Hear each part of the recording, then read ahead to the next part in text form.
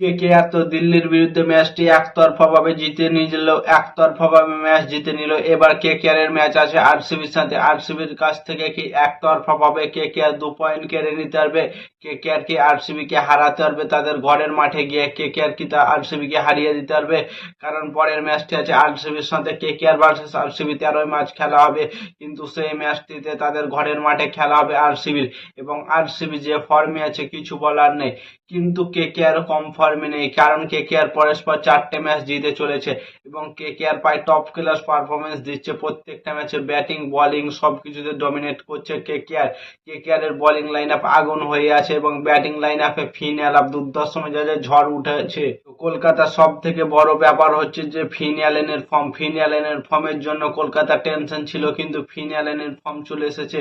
কলকাতার এবার ঝোড়ো ইনিংস স্টার্ট হয়ে গেছে। এবার প্রত্যেকটা ম্যাচে ফিন অ্যালেন ঝোড়ো ইনিংস খেলবে।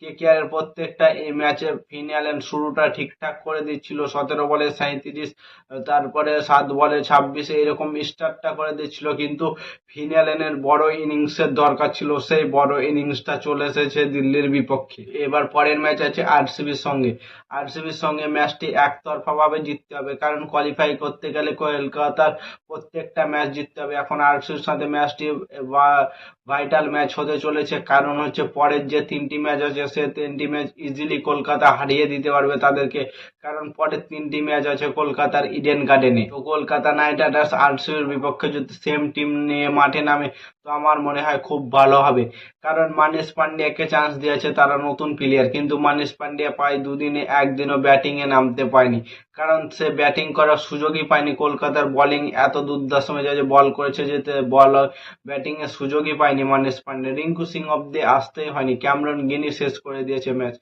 এবং কালকের ম্যাচটা ফিন অ্যালেন শেষ করেছে। ভাবো, আজিমকে রাহানের একটু ফর্ম নেই, আঙ্কিশ রঘুবংশের একটু ফর্ম নেই, কিন্তু বাদ বাকি প্রত্যেকটা কেকেআরের ব্যাটিং এবং বোলিং লাইন আপের ফর্ম দুর্দর্শ মেজাজের। তো কলকাতার জন্য বড় ব্যাপার হচ্ছে তাদের ফিল্ড সল থাকবে না আরসিবির ফিল্ড সল যেদিন থেকে চলে গিয়েছে সেদিন থেকে আরসিবি একতরফা হয়ে গেছে, আরসিবি খেলতেই পারছে না। এটা হচ্ছে কলকাতার জন্য একটি অ্যাডভান্টেজ। বিরাট কোহলির সাথে জেকে বেটেল ওপেনিং করতে আসবে। 3 নম্বরে দেবদুলাল পাডিক্কার, 4 নম্বরে রজত পাটিদার, 5 নম্বরে জিতেশ শর্মা, 6 নম্বরে রোমিও সেফার্ড, 7 নম্বরে আসবে কুনাল পান্ডে।